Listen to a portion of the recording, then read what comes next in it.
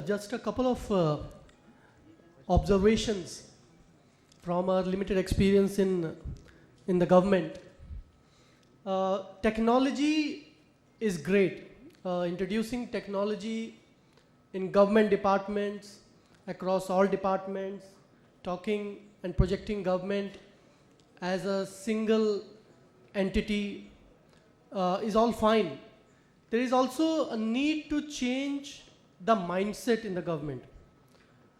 And that mindset should be of being an enabler.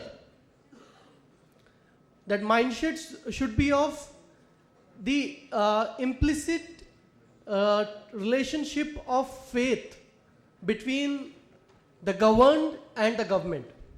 And I'll give you a personal example. The passport division of Ministry of External Affairs, I think, is one of the most digitalized departments in the Government of India. And making and getting passports made has eased out quite a lot. But personally, I'll cite an instance that how if you don't implement technology in its full spirit and don't harness its full potential, still you will be creating hurdles. So my wife goes for the renewal of her passport. She carries with her all the documents.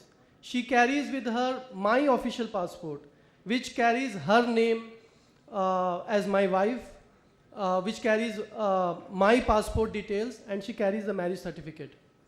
Still, they don't renew her passport and tell her to go and get an affidavit made to state on oath that she is my wife, that she and I are married. So she had to come back, and because she couldn't take time out and couldn't go back to the passport office, that application is still pending. Now, how ridiculous is that?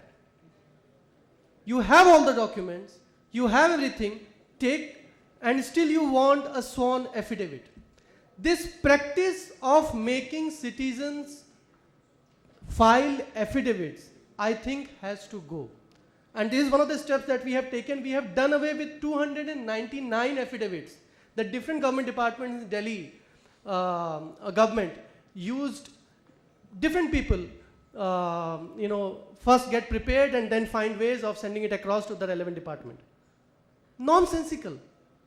I mean, take a plain piece of paper. Why you're asking a citizen to go and file an affidavit? And two, have implicit trust with the citizens. If somebody is saying that, look, we are wife and husband and we are married, please, I mean, the government should trust the people.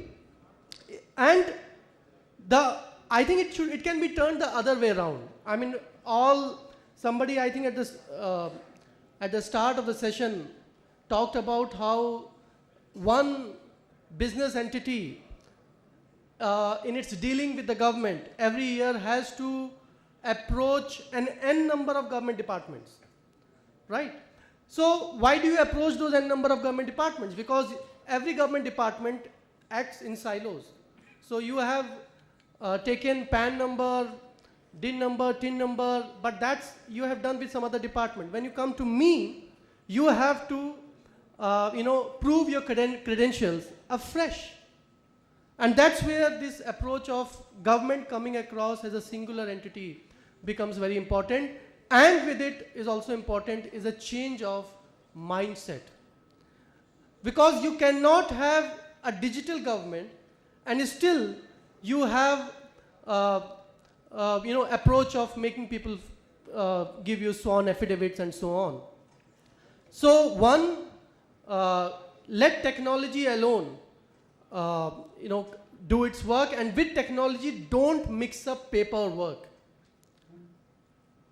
If you are going the digital way, go whole hog. Don't mix up paperwork and be the enabler. Our job as a government is not to create constraints, new constraints. The ordinary man is already quite hassled. Be it a trader, be it a small business, even big businesses, they have a lot to deal with.